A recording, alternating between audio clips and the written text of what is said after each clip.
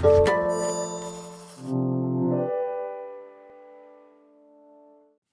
following podcast is part of a certified educational activity, How I Think, How I Treat, Learning to Navigate the Modern Prostate Cancer Landscape. Access the entire activity and complete the post-test at peerview.com/JGU860. Downloadable slides and practice aids are also available.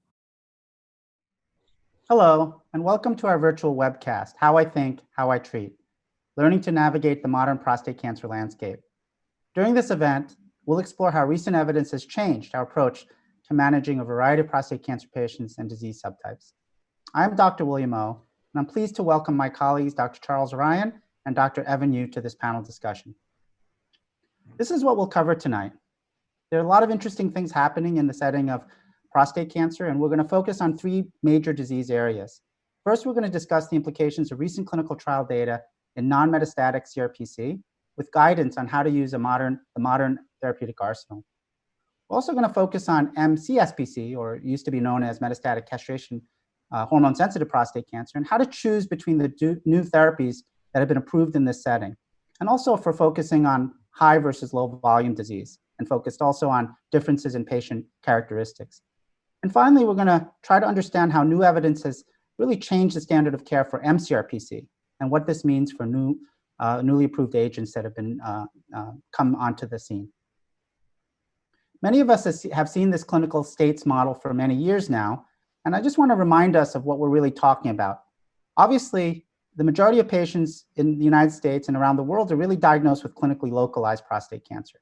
And they may have surgery or radiation and be cured, and they will not progress along this clinical states model to the subsequent states of disease. But usually when patients progress, they might develop a rising PSA, and initially they're in a non-castrate state. When they ultimately progress, they may progress in one of two ways. They may have clinical metastases and then start on castration therapy, or they may present with only a rising PSA and then receive androgen deprivation therapy and thus have a rising PSA in the castrate state. And finally, they may progress to mCRPC, the final disease state before death from cancer. And that's noted in the clinical metastases castrate state. And that's traditionally the place where a lot of focus has been, but as we all know, the last few years we've seen a shift to the left side, really to prevent patients from going to the right side of this curve. Although we have to remember also that patients at each of these disease states are at risk of dying of other causes. This is, of course, because men with prostate cancer also have comorbid illnesses, and they're generally older and may die of something else if the cancer is relatively indolent. So I'm going to read the first case. I think our idea here is that we would describe several illustrative cases of ours, of patients that we all take care of every day, and to try to learn from how new data coming out from randomized clinical trials is informing our care of these patients, and to get the expertise of Dr. Ryan and Dr. Yu. So Chuck, I'm going to first address you in this case. This is a 63-year-old man presented with pathologic T3b N0 cancer, Gleason 4+3, and had a prostatectomy in 2013. He had a rising PSA and received salvage radiotherapy at that time, and he's been on salvage ADT ever since because his PSA continued to rise. He responded. His pretreatment PSA was 12.7, and he nadered at 0, under 0.1. Now his PSA is rising, and it's now 2.7, and his PSA doubling times about 5 months. He gets traditional scans, bone and CT scan of the abdomen pelvis, and there's no detectable metastases. So the first question is, what would you do for this patient, Chuck? Yeah, well, thank you, William. This is a very typical case. And, as a medical oncologist in an academic center, my most common patient referral is somebody who has a rising PSA after the exhaustion of local therapies. And so let's look at the data that we have in front of us. He's a relatively young person. He has a mid-level Gleason, a Gleason 4+3. But what strikes me in this case is that he developed a CRPC, if you will, relatively soon after starting ADT. I guess, we're not quite sure what the timeline was, but he had a PSA of 13, 12.7. It dropped nicely to 0, and then it begins rising. This is a person where when I counsel these patients, I talk to them about the fact that they likely have a systemic burden of this disease, and that they have really, that the local treatment options, radiation and surgery, are no longer effective because the disease is, I try to avoid the use of the word disseminated, but really it's a systemic problem. And then when we think about this patient's individual features, he has a PSA that is doubling every 5 months. And so as we see here on this graph, with a PSA of, I believe it's 7 and a doubling time of 5 months, he is in the highest risk category. And this is data that's now pretty old. It's about 15 years old, but demonstrated that a high proportion of these patients go on to develop metastatic disease or death within a relatively short time period. This was in one of the very earliest studies of non-metastatic CRPC that looked at this is essentially data from a control arm of a study where patients were followed or on a placebo. And this patient's features suggest that he would, within about 50% of people with these features, would develop metastatic disease within a 1 year time frame. Another really interesting curve that has really yet to be recapitulated looked at the association between PSA doubling time and the development of metastasis or death in patients with non-metastatic CRPC. And this is one of the more odd-shaped curves in all of our field, I think, because what it seems to suggest is that as the doubling time goes down below a very important inflection point of around 8 months, the relative risk for bone metastases or death skyrockets. And it goes from really being a very, very low risk to almost an exponential rise. And so anybody who's under those types of PSA doubling time limits is at a risk for developing metastatic disease. So it was this finding, this risk, that prompted the development of these 3 studies that looked at AR-targeted drugs in the setting of non-metastatic disease and looked at the outcome of metastasis-free survival. So here are these 3 studies which have been previously reported and published in the New England Journal of Medicine. And all of them, to a study, Spartan with apalutamide, Prosper with enzalutamide, and Aramis with darolutamide, demonstrated substantial reductions, really 60 to 70% reductions in the risk of developing metastases over time. So that was an important finding a couple of years ago, led to the approval of darolutamide as well as apalutamide, and an expanded approval of enzalutamide based on these data. So we've had these data. Can I ask you a question right there? Sure. When you first saw metastasis-free survival as an FDA-approved endpoint, what was your thought about that? Because that was a novel endpoint. We had not seen that before. Right. So the big challenge with these patients is that we figured there probably was some advantage to starting a therapy. We weren't quite sure when to start that. And we had been developing drugs in the CRPC setting and really moving earlier and earlier. And, the studies that preceded these with enzalutamide and abiraterone looked at patients, many of them who had low volume disease. And so when I first started thinking about this endpoint, I thought, well, this is an important endpoint because for a patient, not having metastases versus having metastases, that's a big deal. And we do know that once a patient develops mCRPC, they really have the lethal form of this disease. So the onset of that clinical state of metastatic CRPC is, in a way, a step through a doorway into a lethal disease. So I considered it important, but I think the question that you're getting at is that it remained to be seen whether it was an important endpoint in the long-term survival of the patient. Because relatively few of these patients that I recall were going from non-metastatic CRPC to metastatic CRPC with pain or with symptoms, for example. Most of them were developing 1 or 2 bone mets on those initial bone scans when they developed progression. And it was only after another period of time that they would develop symptomatic disease. And I'm not implying that symptomatic disease is really the only endpoint we care about. It's not. But what we didn't know from these early studies was, is there a survival advantage? And that's always a legitimate question in these studies because we really want to know before we embark on a therapy with potential toxicity and great expense that we can perceive a long-term outcome for these patients. And the final point on this is there's been this question in prostate cancer, of course, about whether earlier intervention is going to spare patients the progression to an initial time point, an initial endpoint, but is it going to induce the development of a very aggressive disease that becomes more virulent and more deadly once resistance develops? And if that were the case uniformly, then we wouldn't see survival benefits, even if we did see progression-free survival or metastasis-free survival events. So that was sort of the backdrop, but it led to the approval of these two studies. And this year, 2020 at ASCO, in 3 abstracts, we do see that each of these studies, despite subsequent therapies of a variety of subsequent therapies, that each of these studies did lead to a statistically significant improvement in survival with apalutamide, enzalutamide, and darolutamide, as you see here, and with hazard ratios in the 0.78, 0.73, and 0.69. So you're looking at a 30 to 22% reduction in the risk of death over time with the integration, the use of an AR-targeted drug in the non-metastatic CRPC setting. So that's fairly convincing. Evan, what did you think when you saw this data at ASCO in terms of OS compared to MFS?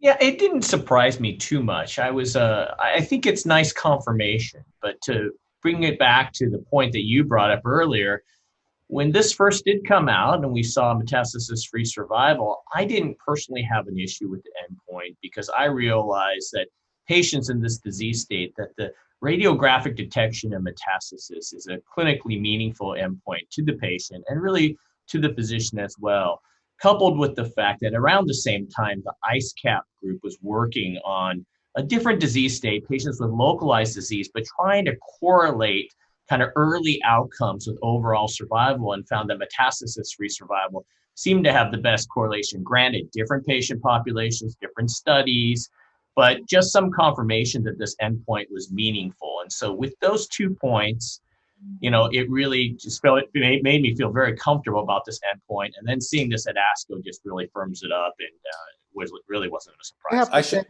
I have to say, Chuck, that I think your concern was one that I had. And even though I think we're relieved to see this survival benefit, I wasn't sure it was 100% going to be true. Because these were non-metastatic patients, even though they were selected, and remember, these were patients who had rapid PSA doubling times, like this patient, I was worried a little bit like you that maybe some of these patients the overall survival benefit would be abrogated by subsequent life-prolonging therapies. So I was very happy to see this because it really validated the idea that we're not giving treatment early. This is the theme. Giving treatment early seems to make a big overall difference in survival. And these were pretty impressive, I think, OS differences. I guess, William, I just have youthful optimism. So, well, I'll pick up on Evan's point. Evan is correct to point out the IceCap data, which is to the left of these studies on the clinical states model, which is looking at correlations of intermediate versus long-term outcome in earlier stage disease. But keep in mind that we did this analysis in the CRPC setting with abiraterone and enzalutamide. And for example, with the 302 study with abiraterone, we had 2 primary endpoints, just like we have here, PFS and overall survival. And what we found was that there was a 0.7 correlation between PFS and overall survival. So we knew that they were linearly linked. The other thing I would just want to point out is that this is also a sign that these studies were designed well because they were powered appropriately to detect both of these endpoints as clinically meaningful. And if you look at the Aramis in particular and the Prosper, actually all 3 of these curves, when you step back, they actually look pretty narrow. There's not a huge difference in the 2 arms, but that's because of the subsequent therapy, and that's because we're looking at a median follow-up time of 52 months, right, in the Spartan study, which is an incredibly long time for CRPC. And so a lot of things can happen during that time period. And so I think it's just kudos to the sponsors and to the investigators who designed this study to power it in such a way that we were able to detect these differences. So talk about the toxicity, Chuck. Right. So if we're going to treat a patient without metastatic disease and who is by definition, therefore, going to be free of symptoms of the disease, we really want to make sure that our treatments are going to be associated with a fair degree of safety and tolerability. And in particular, we're talking about treating patients with an anti-neoplastic drug for 24 or 36 months or even longer in some cases. And so these drugs are all AR-targeted, AR inhibitors. And what we see is sort of this class effect of profound castration or AR blockade. And so the most common toxicities we see with any one of these therapies is going to be fatigue. Now, fatigue is common in men with prostate cancer on ADT. All grade fatigue was 20% in the placebo arm in the one study, in the Spartan study over time. And it was 30% in the apalutamide arm, a little bit higher in the enzalutamide arm. Darolutamide is worth a little bit of discussion because it may have a reduced likelihood of fatigue. It's 12%. Falls is another one that's been important, and that is probably a manifestation of a central nervous system effect leading to imbalance.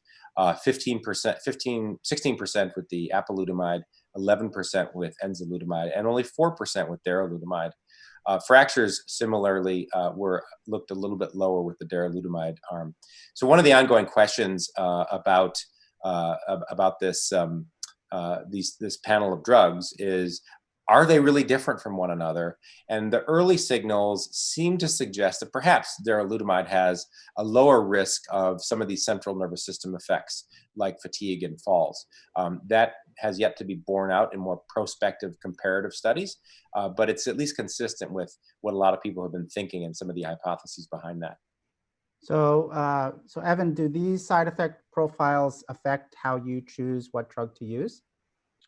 Yeah, they're all things I think about. I think that the differences may be subtle, but I'll be honest with you, I've been pretty impressed with, the differences between the treatment and the control arm in the Aramis trial. I think you can't compare trial across trial, and even the frequency in which they obtained adverse events recording in the trials was different. So it makes it really, really hard. But when I look specifically at the different trials, I really focus in on what's the difference between the treatment arm and the control arm, because you can make that comparison. And, I've been pretty impressed with all of them, but maybe the most recent one with the Aramis trial, really fatigue, there's hardly any difference there. And so that's one thing that I do think about with selection. It's hard to say that one drug is better than the other. I think it's impossible to say that, frankly. It's hard to say that one drug is safer than the other because there's no direct comparisons in randomized controlled trials. But within trials, it's pretty favorable in the Aramis trial. Yeah, even if you look at this slide, you can actually see that the placebo arms in very similar patients have very different reported rates of, for example, fatigue. Yeah. So we all know our patients get tired, but capturing how to measure that is I would have never thought that that's a difficult thing to do, but it's probably harder than we attribute to it. And you can I just point? Absolutely. And I would just also point out that the CTCAE criteria, the common toxicity criteria that we all use, is not really the best way to capture some of these sort of more subjective things like fatigue. Patient-reported outcomes, quality of life scores probably reflect that a little bit better. And those are the types of studies that we're waiting to see the results of from these trials, but also subsequent studies will look at it as well. So it's an important point. Great. So let's go to another case here. This is case number 2. This guy's older. He's 83.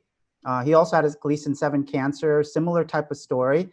Everything would be the same except 2 things, right? One is that he's older, and the other is that he has a PSA doubling time that is slower.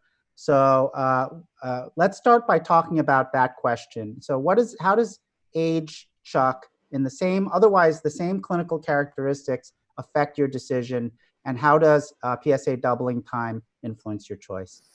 Right. So age by itself, of course, is just one variable. Age usually corresponds with a higher rate of comorbidity. And so that's the next question is, in addition to his 83 years, does he have other comorbid illness that might differentiate him from the younger patient we saw just previously?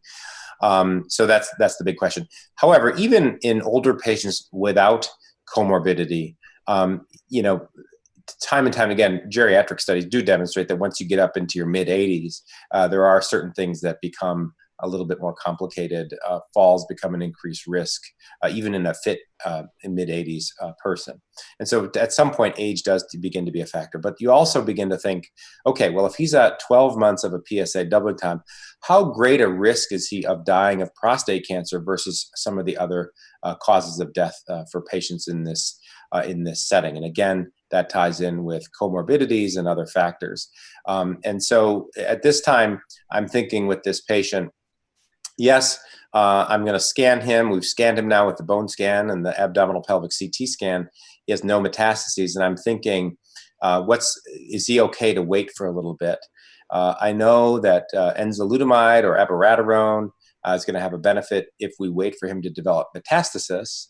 But I also now know that preventing metastasis also seems to be associated with prolongation of life.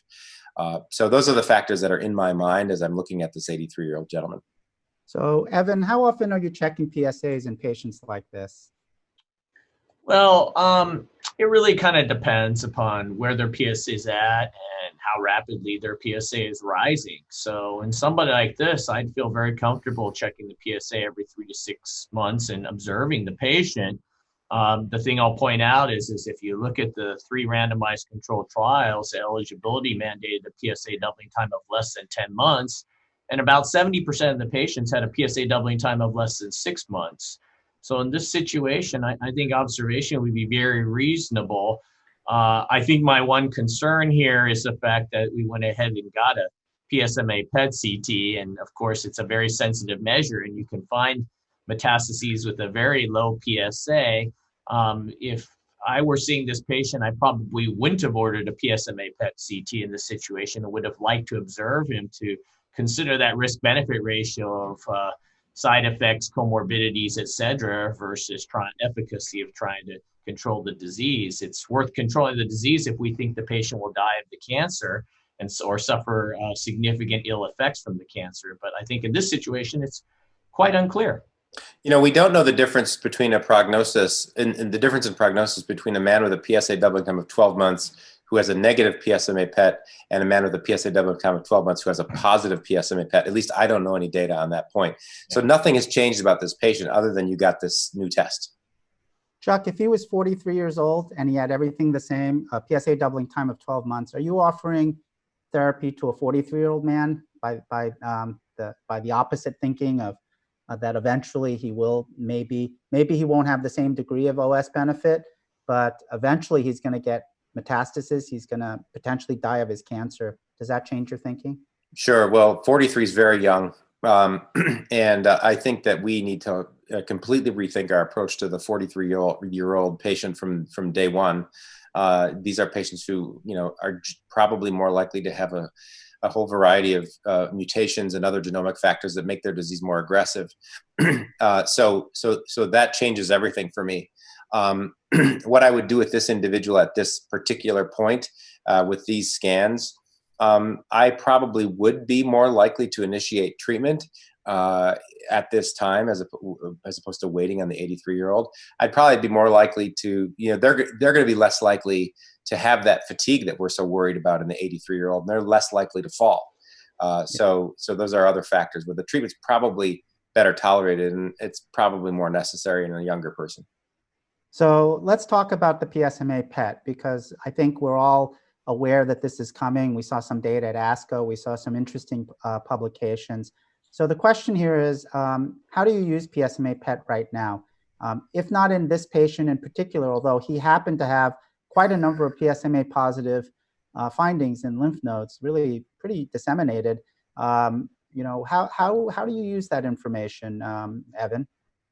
Yeah, I don't want to try to use that information in this situation. I mean, this patient had M0 castration-resistant prostate cancer, and I try not to get PSMA PET in that situation. The situation where I think many people, and where I might try to consider PSMA PET, are for those who, maybe have undergone initial surgery and or adjuvant or salvage radiation, their PSA is rising, People want to give it one last shot at local therapy and looking for an oligometastasis to go after.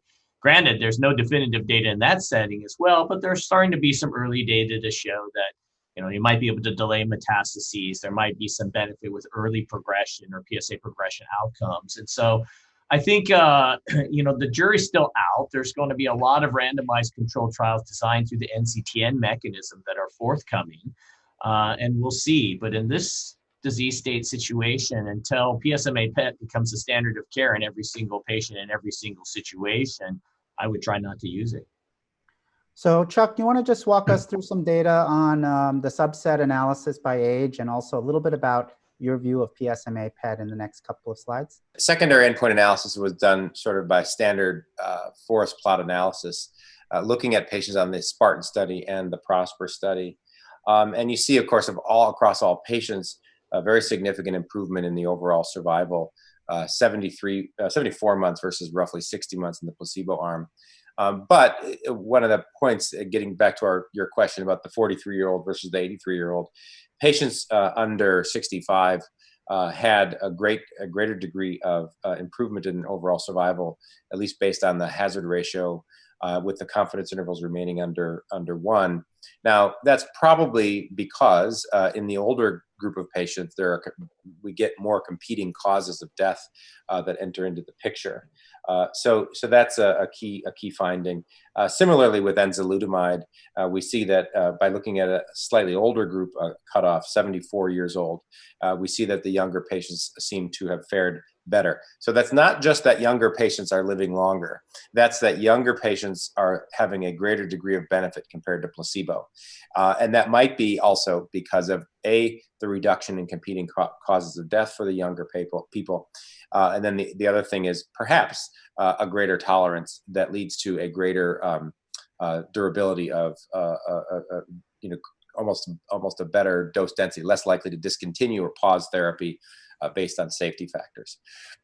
Getting to the PSMA PET story, I agree with all the points that you made, Evan, about necessity of it and where it is and what it is that we could do for it in CRPC. What's really fascinating is I think we're going to find out more about this. And this is data that I'm showing now of 200 patients who underwent standard imaging with CRPC. So just like our patients going on the Spartan study, the Prosper study, and the Aramis study.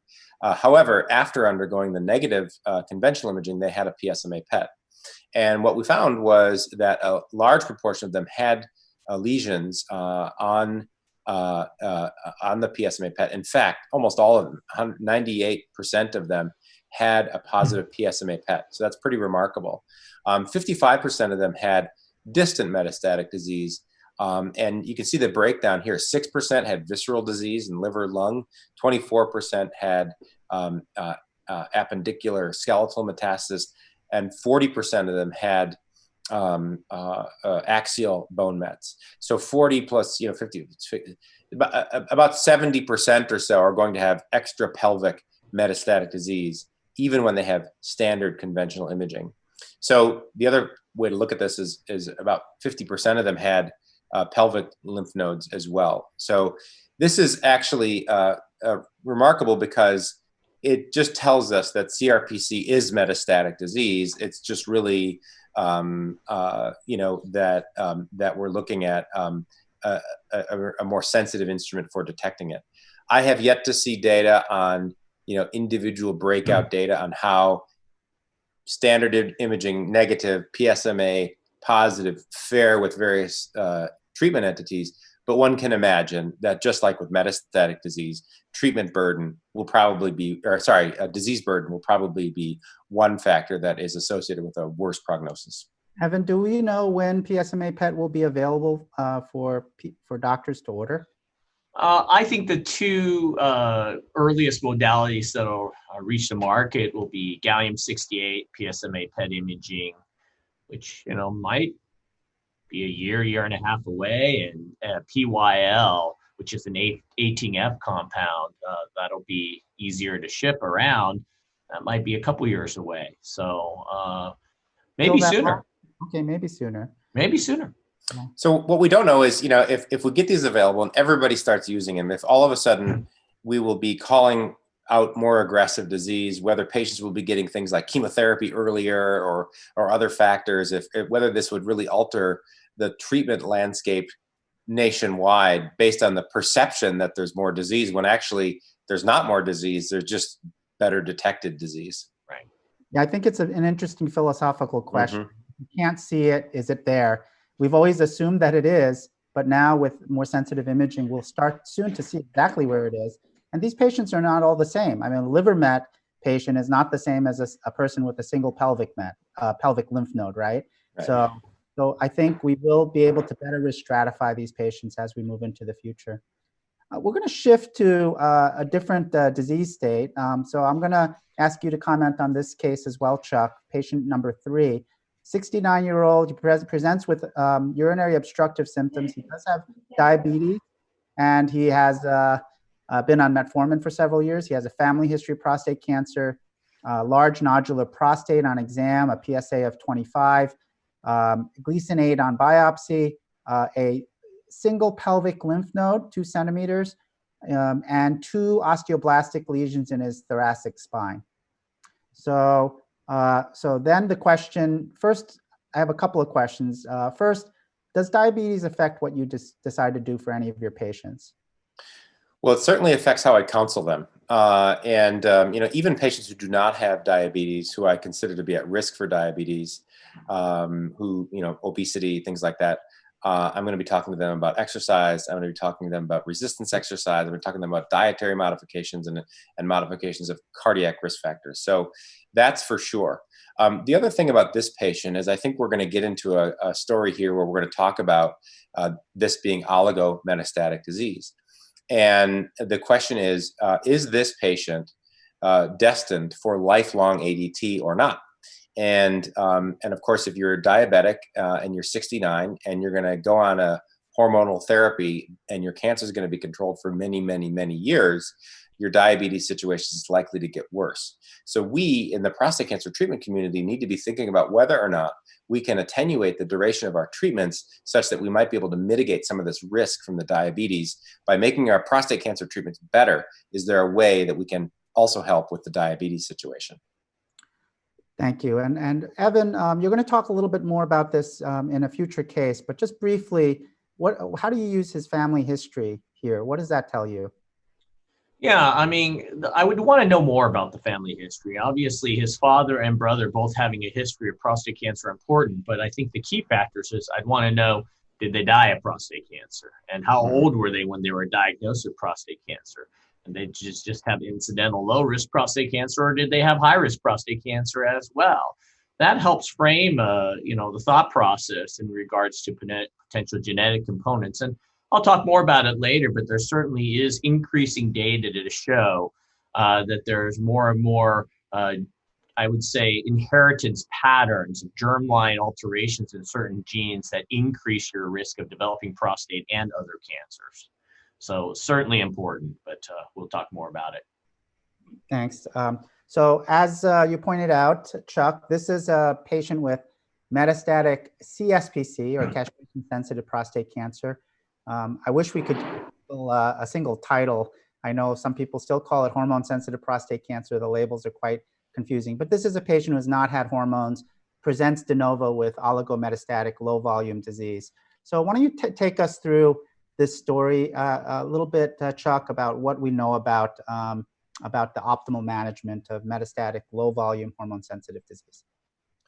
Sure. So this is data now. This is a list of the studies that have produced data in support of the use of additional therapy on top of androgen deprivation therapy.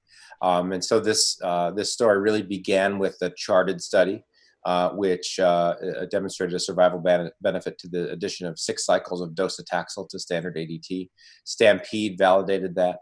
And then we had the LATITUDE study and the STAMPEDE study with abiraterone, which again validated the use of abiraterone, and then subsequently Enzamet and Titan have essentially told us that whatever your second therapy is, it seems to be there's a survival advantage.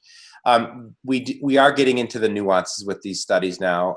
In the docetaxel setting, for example, the CHARTED study seemed to suggest that the the benefit to chemotherapy is confined to those with high volume disease. The Stampede study seemed to create a little bit of controversy and maybe doubt along those conclusions. Latitude suggested that abiraterone is appropriate for all patients, regardless of disease burden. And essentially the same is true of the Enzamet and Titan studies. One of the other challenges is whether or not we would radiate the primary and or radiate those metastatic lesions, which is a little bit of an out there idea. But suffice to say, I think for the current status right now, we would say that we would start with ADT and we would plan some secondary therapy on top of it.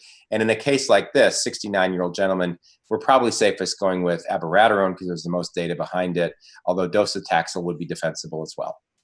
What about you, Evan? What would you recommend for this patient? Yeah, I mean, I like abiraterone. This patient has low volume disease. I like using docetaxel too, but I reserve it for high volume disease patients. Certainly the other agents could be considered as well, like enzalutamide or apalutamide, but personally I like abiraterone. I know you told me he's a diabetic, but you didn't say he's a poorly controlled diabetic where I might have more concern about the steroids. But when I use abiraterone in the metastatic castration sensitive setting, I only use 5 milligrams of prednisone, and that's how they did it in the studies rather than using 5 milligrams PO/BID. So it's a bit less of an issue.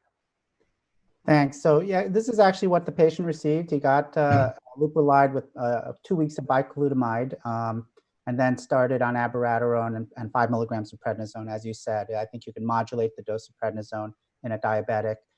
He did develop some right upper quadrant discomfort and significant hypertension. He actually had increased LFTs, which we didn't show here, and he stopped the abiraterone and switched, in this case, to apalutamide. So one of the questions back to you, Chuck, you brought it up and I'd like to ask you, would you consider primary radiotherapy to his prostate? And would you consider radiating his bone or lymph node or both? Bone lesions, lymph node, or both? Sure. So there's a couple points I want to make. First of all, I want to make the point about the hypertension. Of course, with the LFTs, you probably want to stop the abiraterone. So that was your reason for discontinuing. But when somebody develops mild hypertension on the 5 of prednisone, it's possible that they have a mineralocorticoid excess, and you can control that hypertension by bumping up the prednisone. So that's one option as opposed to stopping the drug altogether. With regards to the treatment of the primary, it's a very provocative situation right now because there are data now in the setting of the Stampede study where radiotherapy appears to be favored in the low burden disease population. So what this suggests, this is, by the way, radiation therapy to the primary, not to the metastatic lesions. And as you can see here on this forest plot from Stampede, we are looking at low burden patients having a clear benefit, high burden patients really not having a benefit. In fact, the point estimate is to the right, suggesting that they may, for some reason, it may be almost unfavorable, which is almost kind of hard to believe. And there was no difference in the 2 radiation schedules that they studied here in the Stampede study. So this gets into a long-held issue in oncology, which is whether treatment of a primary is actually leading to reductions in metastatic burden and therefore leading and improving overall survival. There are some really interesting studies which have shown that prostate cancer cells can circulate and they can relocate in the primary tumor, in the prostate, I should say. And so there may be some sort of idea that the primary tumor is a fountain of future metastases, or it could be that patients who have a low volume of metastatic disease have most of their disease in the prostate. And so you're simply doing a more radical debulking of the tumor burden overall by doing radiation therapy. This is still something that's up for a little bit of controversy. I wouldn't say it's law yet in our field that we should do radiation therapy to the primary, but I have sent patients for treatment to the primary with oligometastatic disease. And I have sent patients for, when convenient, radiation to the primary and to the metastatic disease sites, typically when they can be included in a modified port field, I should say, from the radiation oncologist. The other thing is, in this particular patient, in the back of my mind is this idea that he's got diabetes. He's now demonstrated LFT abnormalities from abiraterone. And I'm beginning to wonder, is this going to be a person who's going to have a challenge with systemic therapy moving forward? And so is there an opportunity for us to debulk him with radiation such that we might be able to discontinue the systemic therapy down the road? Again, kind of a provocative question, but I think we should be asking those types of questions in patients like this.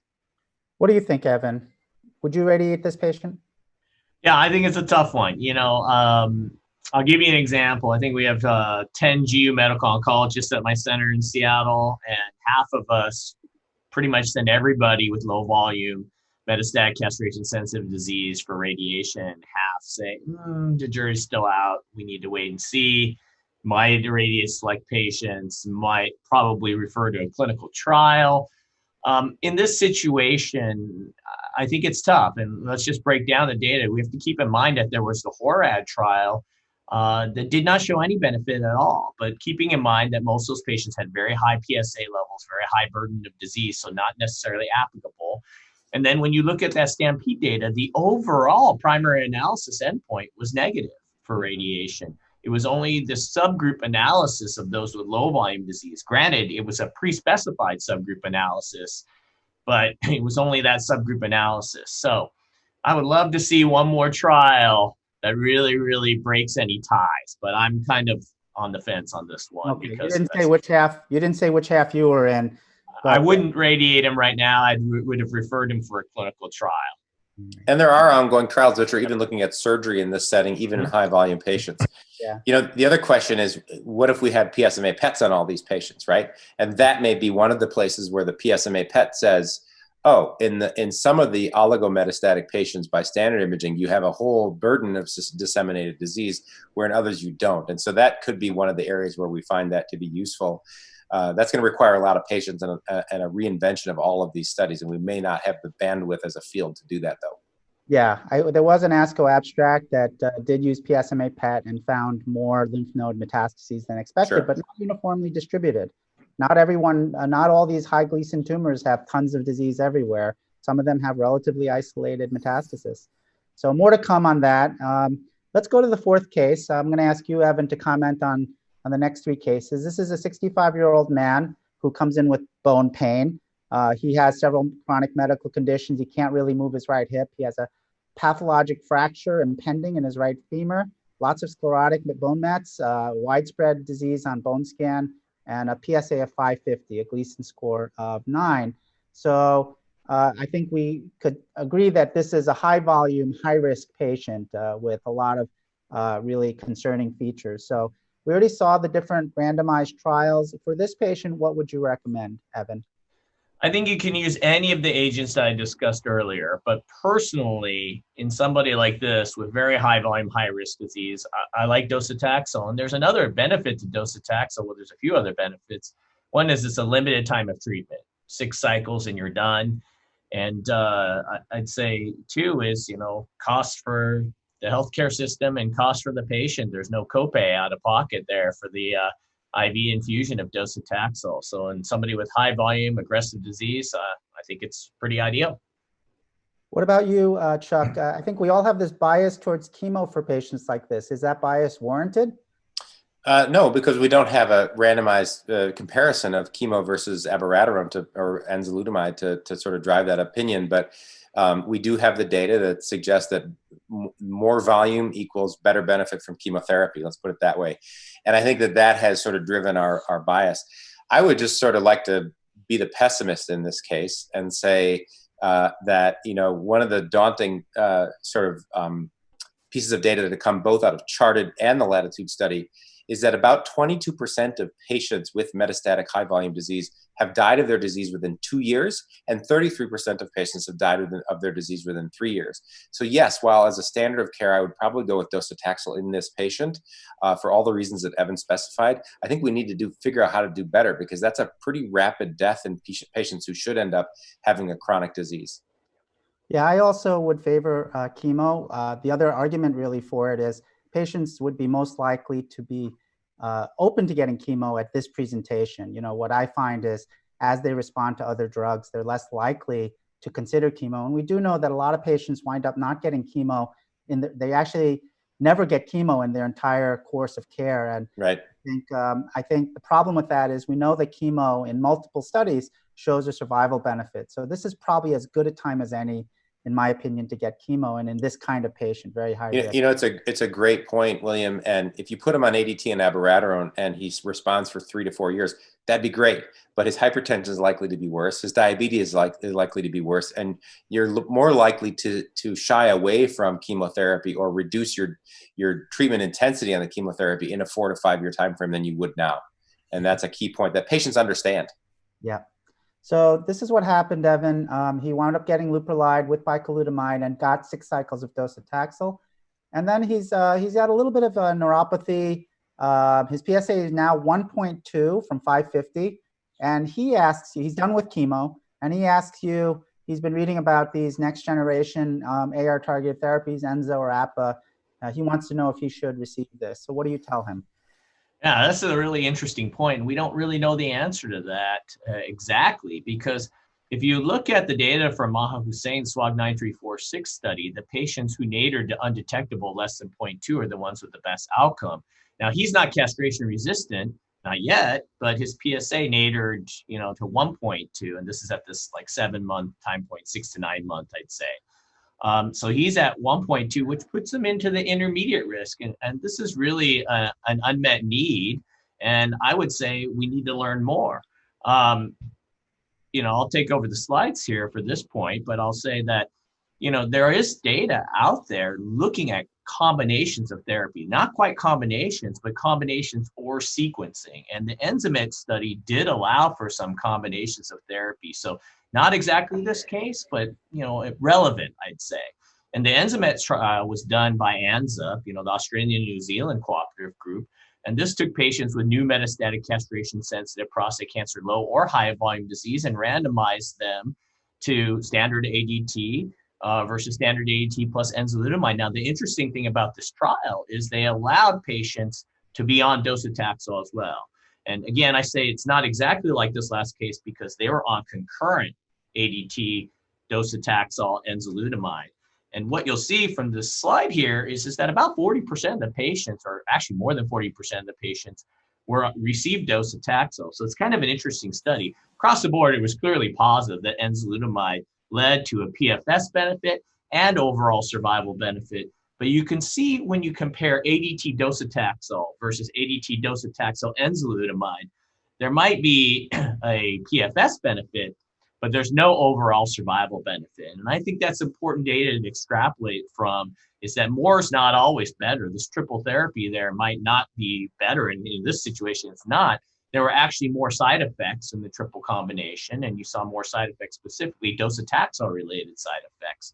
So I think, there's more to come with that. And this trial here, ARASENS, is an ongoing trial, and I think it'll be very important because I know medical oncologists want to treatment intensify, I think exactly for the reasons that Chuck just brought up, that we have a subset of these patients that do very poorly. And if you look at the ARASENS trial, that does that. It takes ADT and docetaxel for all versus ADT and docetaxel and darolutamide. And so we're eagerly awaiting this trial data. Now, some people might say that given the subset analysis from the Enzamet trial, that it looks a little bit bleak for this, but you never know. And if this is a positive trial, this will open up the door for triple therapy. And I think oncologists, especially for those with really high volume, high risk features, might be interested in doing that sort of triple therapy. So Chuck, I wanted to ask a follow-up. What if the guy's PSA went from 550 to let's say 300, or let's say 200? It went down, he feels better, but he still has a significant amount of PSA-producing tumor in his body. Does that change your thinking about whether to add something, even if the PSA is not going up? Do you mean if it goes down only so much on the docetaxel? Yeah, that's a good question, because I've seen that happen where you finish the docetaxel and you think, gosh, I wanted a little bit more of a reduction than I'm seeing. And so that feeds into, for example, the ARASENS study, where we might be able to tease out questions like that. When I counsel a patient about the chemotherapy, and as I think about this from a research perspective, what I'm integrating into my own thinking is data on the genomics and the biology of the disease in these patients. and many of them have very complicated disease subtypes. And as you know, there's now a movement to sort of think about luminal versus basal prostate cancer and things like that. And we know that the patients who are showing up with high volume metastatic CSPC, for example, may have a higher likelihood of basal disease, which may be more resistant to chemotherapies and hormonal therapies and things like that.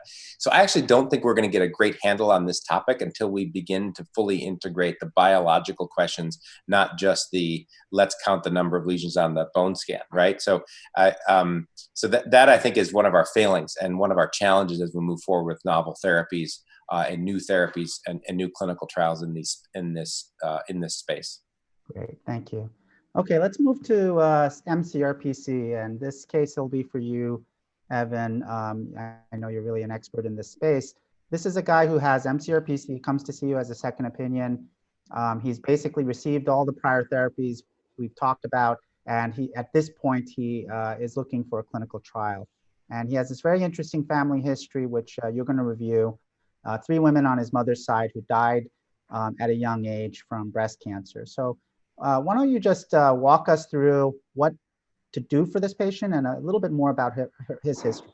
Yeah, I think this case is fascinating. I mean, clearly very vast family history, and it just emphasizes the fact that for a long time, you go to see a GU oncologist or urologist and we document our family history and you say no family history of genital urinary cancers, but that's not adequate. Breast, ovarian cancer, other malignancies need to be considered as well.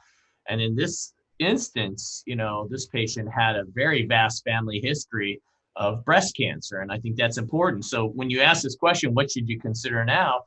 I would argue you should consider all of it. Germline DNA repair testing, there's now a 12% risk of inheriting a DNA repair gene alteration that's germline, and that has implications not just for treatment like Parp inhibitors down the road, but also for downstream family and cascade testing. Might be able to save a lot of lives from prostate, breast, ovarian cancer, and other cancers down the road. Microsatellite instability testing, this has a broad approval with pembrolizumab across the board, might be as high as around 5% for metastatic castration-resistant prostate cancer patients. It depends on which data you look at. Somatic testing, and that's important as well, as you can see patients with biallelic alterations that are both somatic hits that were acquired over time. So that requires either tumor testing or circulating tumor DNA testing. And I think given this patient's family history, referral to a genetic counselor is quite important here to talk about cascade testing. So here I'll just break it down. This was a real patient. This is one of my colleague, Dr. Heather Chang's patients. And you can see here, she's really led the field in this area and awareness and recognizing that you can have prostate cancer diagnosed at a reasonably young age there. But as you look here, 3 family members, all on the maternal side, died of breast cancer and all quite young. So the patient's mother, grandmother, and sister, mother at 33, sister at 35, this raises red flags there. So, this is a situation where, you really have to do the genetic counseling. You have to refer to a genetic counselor. You have to do the germline testing. And if something's identified, you can really make a big difference for this patient's family with downstream cascade testing. You can see here, this patient's daughter was referred to a breast ovarian prevention clinic, had a prophylactic procedure there. Nephews were referred for early prostate cancer screening. This can really, really make a big difference. So this next question, what would you recommend if the patient had a BRCA mutation, like BRCA1, BRCA2 is more common? I think it, again, not only has implications for the downstream cascade testing that I talked about, but there's new data that's out there with therapeutics for these patients. So this is the PROfound trial.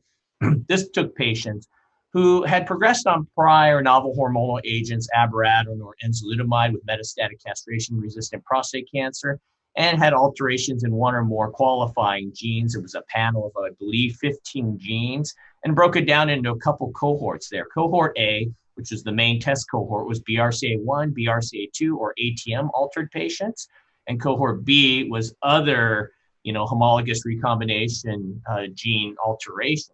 And both were randomized to olaparib, a Parp inhibitor, 300 milligrams PO BID versus physician's choice. And a lot of physician's choice was switch from abiraterone to enzalutamide or enzalutamide to abiraterone, but chemotherapy could have been given here as well.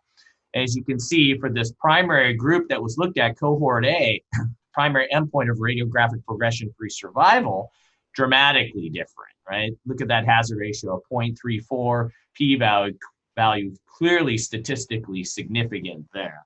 And if you look at the interim overall survival differences there, cohort A looks quite good as well in favor of the patients who received olaparib.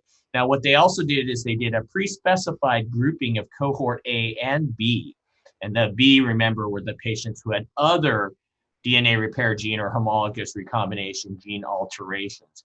And it looks like there still is a very nice looking hazard ratio and p-value there. But I would say that if one really looks at the data critically, it's mostly driven by the BRCA genes, most of this benefit.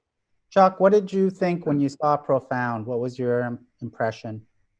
Well, it confirmed that PARP inhibitors are active in prostate cancer, and that it merits consideration as a standard of care approach for patients with homologous recombination defects. I guess we'll talk about it in a little bit.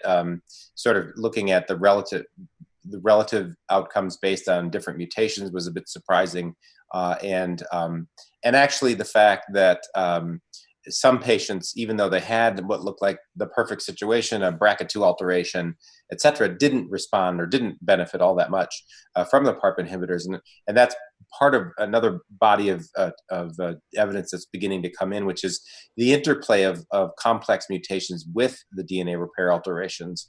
And again, getting back to my theme I mentioned before, we need to be better at voicing the complexity of the biology of this disease. A BRCA2 alteration is an important finding, but a BRCA2 alteration with an RB loss and a p53 alteration is a different kind of disease than a BRCA2 alteration without an RB loss and a p53 alteration. And I think that in the future, that's the way we're going to start to talk about integrating genomics into our prognosis and treatment selection. So this is really not a different case, but what if the same patient had a different DDR mutation, Evan? Why don't you walk us through the data from Profound as well as from the Triton-2 in terms of different gene-by-gene analyses? Yeah, so I mean, if you look at the data with olaparib from Profound, here's an exploratory gene-by-gene radiographic progression-free survival analysis. You can see very clearly here with these graphs that BRCA2 looks like there's very clear difference there. But when you look at some of the other genes, it gets harder to tease out. And I think the jury's still out. The problem is a lot of these gene alterations are rare. Yeah. And so with the exception BRCA2, CDK12, ATM, a lot of these other mutations, you just can't really make a story out of very, very small numbers. Yeah. So I think the jury's still out. I will say that the FDA approval that they received with olaparib was pretty broad, stating that, you can have, either a known or suspected pathogenic germline or somatic gene mutation with metastatic CRPC and receive prior abiraterone or enzalutamide. But I'd say in clinical practice, we have to be cautious and really thoughtful. As somebody has a CHEK2 mutation, do I really feel like if I have other good treatment options that I should go to a PARP inhibitor? I'm not sure at this point in time. Yeah. I feel very confident with BRCA2. Yeah. I agree. And I saw a patient literally yesterday with a germline pathogenic mutation in CHEK2. And, he had already received two lines for various reasons of AR-targeted therapies, but never really received chemotherapy. So we are, you are in this position because he's relatively asymptomatic. Should we be giving more treatments? So why don't you talk about Triton-2, because we saw data from Triton-2 and we have a second drug approved in the setting. Right. Triton-2 was with rucaparib, another PARP inhibitor. And, this was not a randomized controlled trial. It was open label. But what we learned from it is very significant response rates with BRCA1 and BRCA2 as well. The overall response rate of 44% from this trial. And this did receive an accelerated approval, but just for patients with BRCA1 or 2 alterations and who have received a novel hormonal agent and a taxane chemotherapy. So a little bit different label, but you can see it totally supports the data for BRCA1 and 2, as you can see from this waterfall plot here. Now, when you look at the other genes, it's not as impressive. ATM, CHEK2, other groupings, small numbers again, so tough to make a real story, but I think that's why they didn't receive a more broad label there, because I think, it's just hard to say. And so here's a label. It's, again, accelerated approval to rucaparib for patients with a deleterious BRCA1 or 2, either germline or somatic associated mCRPC, received prior androgen receptor targeted therapy and taxane-based chemotherapy. Thank you. So both drugs available. In the last couple of minutes, can you just give us a quick update on immunotherapy? What's going on with immunotherapy? Yeah, I mentioned how there can be a role in a label actually for pembrolizumab for those with microsatellite instability. That's across all solid tumors. But the real question is prostate cancer is a bit more of an immune cold microenvironment. So really the thought is we might need to approach this with combination therapies. And this is just a breakdown of Keynote 365, different cohorts. Cohort A is post-docetaxel for mCRPC. That's with olaparib. You can see, some responses there. Cohort B is post-abiraterone or enzalutamide, and that's with docetaxel and pembrolizumab. Cohort C is just post-abiraterone with enzalutamide and pembrolizumab. And again, it's hard to draw a lot of data or understand efficacy from open label phase 2 studies, but I'll say that there are multiple phase 3 trials underway building upon this, and we'll really learn, the ultimate outcome as to how efficacious this is based on the randomized phase 3 data. I will point out that there are some other novel combinations that have been recently presented. We've seen data with cabozantinib in prostate cancer that was negative in the past, and we've seen data with atezolizumab with metastatic castration-resistant prostate cancer that was negative recently. This is data with combination, and I'll just say in an open label study where everyone got treated with the combination, 32% overall response rate is reasonably impressive. But I think it's 44 patients. There are randomized phase 3 trials coming, and we're just going to have to really wait and see whether this pans out or whether, it was a small patient population and there might have been some luck there. But there's certainly potential for synergism there with IO plus an anti-angiogenic agent like cabozantinib. Maybe it makes the vessels more leaky and allows the T cells to leak into the tumor. That's hypothesis generating right there. But, we'll see. Thanks, Evan. So to wrap it up, I just want to remind everyone what we talked about today. We saw recently final OS data from Spartan, Prosper, and Aramis that support the early treatment of patients with non-metastatic CRPC. We also were reminded that in the metastatic castration-sensitive prostate cancer setting, we now have 4 therapeutic choices FDA approved: abiraterone, apalutamide, enzalutamide, and docetaxel. And we heard a little bit about the thinking from Evan and Chuck about how to decide which treatment to use. I think the most exciting thing we have now are the Parp inhibitors. We have 2 Parp inhibitors, olaparib and rucaparib, approved by the FDA in patients with DNA damage repair mutations or BRCA1 2 mutations. And we think that certainly for these patients, this represents an important advance. And immunotherapy, biomarkers, and we didn't get a chance to talk about PSMA today, but we're going to see more of these types of approaches coming in the very near future. So I want to just give you both 30 seconds to really talk about the future of where you think the metastatic prostate cancer treatment's going. Why don't we start with you, Chuck?